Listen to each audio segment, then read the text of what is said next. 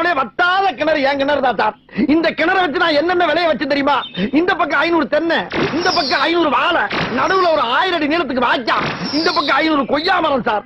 அம்புட்டி ஆட்டையை போட்டு போயிட்டாங்க சார். சரி அதுக்கு போனாலும் பரவாயில்ல, கிணத்த ஆட்டையை போட்டு வகுத்துல அடிச்சுட்டு போயிட்டாங்களே. இங்க பாருங்க, அந்த தெரியுது பாருங்க ஒரு ஊரு.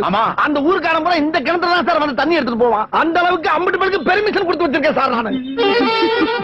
என்ன அழுக, என்னால முடியலடா. பாத்தீங்களா சார், பாத்தீங்களா?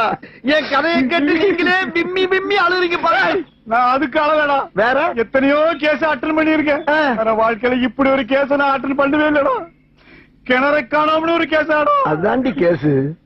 போதும்டா. என்ன ட்ரெஸ் கலட்டுறா? ஒருவேளை இதை கிணறு தோண்ட போறானோ?